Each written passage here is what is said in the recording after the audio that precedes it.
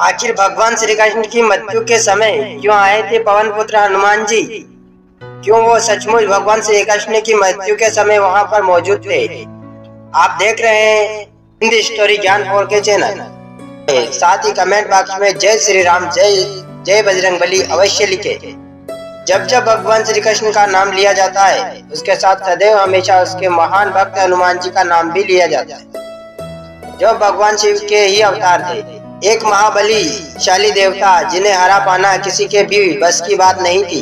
यहाँ तक कि भगवान शिव को भगवान विष्णु और ब्रह्मा हो, यम हो या कोई अन्य देव, सभी से इन्हें भिन्न भिन्न प्रकार के वरदान प्राप्त हुए थे, जिनके चलते इनकी शक्ति कई अधिक गुना बढ़ गई थी। हम सब यह जानते हैं कि भगवान हनुमान जी आज भी जीवित हैं। वो त्रेता युग से भगवान श्री राम के साथ भी थे और द्वापर युग में स्वयं भगवान श्री कृष्ण के साथ तथा महाभारत में एक नहीं बल्कि सैकड़ों बार हनुमान जी का जिक्र मिलता है। जहाँ एक बार स्वयं उन्होंने भीम का घमंड चकनाचूर किया, तो वहीं महाभारत के युद्ध में वो सर्वश्रेष्ठ धनुर्धारी अर्जुन के रथ के ध्वज पर विराजमान हुए। हम यह सब जानते हैं कि महाबली हनुमान जी ने कई प्रकार के द्वापर युग में अपनी उपस्थिति हासिल की है। वो प्रत्यक्ष रूप से बल ही पांडवों को एक या दो बार मिले हो, लेकिन वह प्रत्यक्ष रूप से हमेशा उनके साथ ही थे, जिनके साथ स्वयं भगवान श्री कृष्ण खड़े हों। उनके पास आकर भगवान हनुमान जी क्यों नहीं जाएंगे? क्योंकि भगवान श्री कृष्ण पहले श्री राम ही थे। वहीं द्वापर में कई बार भगवान हनुमान जी का जिक्र मिलता है, जहाँ स्वयं भगवान श्री कृष्ण ने उन्हें आमंत्रित किया था। वो भी सिर्फ और सिर्फ उनकी पत्नी सत्यभामा और सुदर्शन गरुड़ साथ ही था।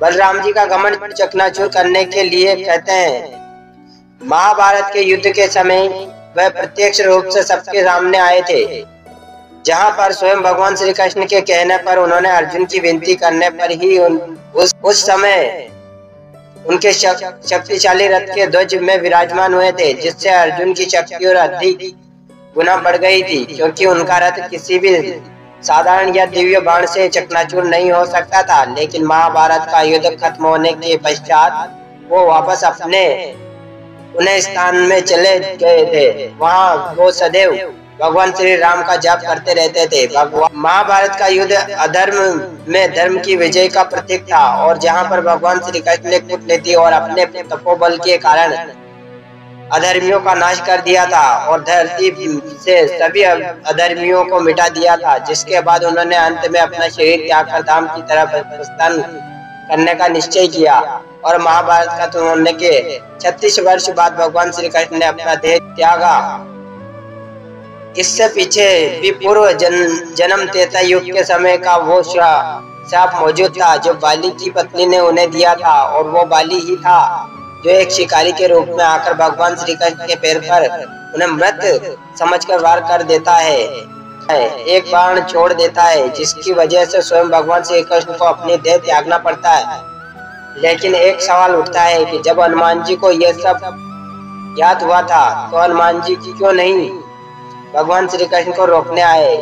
क्या हुआ जब स्वयं हनुमान जी को यह पता चला कि उनके आराध्य भगवान इस धरती को छोड़ने वाले हैं और धाम की तरफ प्रस्थान करने वाले हैं? क्या हनुमान जी से मिलने आए थे? अब आपको इस बारे में विस्तार से बता दें कि हनुमान जी भली भांति जानते थे कि भगवान श्री कृष्ण कौन है, और इसके साथ ही हनुमान जी में भक्ति और साधना की शक्ति इतनी प्रबल थी कि वह सांसारिक मोह माया को और सुख से भी थे। इसलिए वो ये सब बात भली भांति जानते थे कि भगवान श्री कृष्ण किस प्रकार इस धरती पर आए हैं और इस प्रकार आयोजन कर वो इस धरती से जा रहे हैं। ऐसा ही संदर्भ हमें त्रेता युग में रामायण के दौरान भी मिलता है, जब हनुमान जी के डर के कारण श्री राम को अपनी अंगूठी पाताल लोक में गिरानी पड़ी, क्योंकि वो जानते थे कि हनुमान जी उन्हें वैकुंठ धाम जाने ही नहीं देंगे। और जिसके बाद वासुकी नाग की सहायता से उन्हें श्री राम की हजारों अंगूठियों के बारे में पता चला।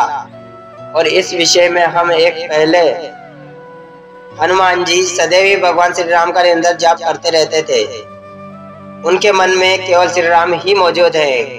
उनको यह ज्ञात था कि श्री रामचंद्र ना तो कहीं जाते हैं और ना ही कहीं से आते हैं। वो हमेशा से ही उनके हृदय में वास करते हैं। इसलिए भगवान श्री कृष्ण के प्रस्थान करते समय न ही हनुमान जी दुखी थे और न ही उनकी आंखों में आंसू निकल रहे थे। यहाँ पर नहीं मिलने की बात तो ऐसा कहा जाता है कि हनुमान जी प्रभु श्री राम अथवा श्री कृष्ण के परम भक्त कहलाते हैं। इसलिए भगवान के बीच आंतरिक मन से यानी आंतरिक तरंगों से हमेशा मिलान होता रहता है। इस प्रकार से कहा जा सकता है कि श्री कृष्ण और हनुमान जी अपने अंतर मन से हमेशा एक साथ ही रहते हैं और हनुमान जी हमेशा अपने भगवान के ध्यान में लगे रहते हैं। इस प्रकार से भगवान हनुमान जी के साथ उनके अंतर मन में विराजमान रहते हैं। इसलिए दोस्तों सच्ची श्रद्धा के साथ कमेंट बॉक्स में जय श्री राम और जय श्री हरि विष्णु और जय श्री कृष्णा और जय बजरंगबली जरूर लिखिएगा। चलिए साथियों, मिलते हैं किसी नई कहानी के साथ, नए टॉपिक के साथ। तब तक के लिए धन्यवाद।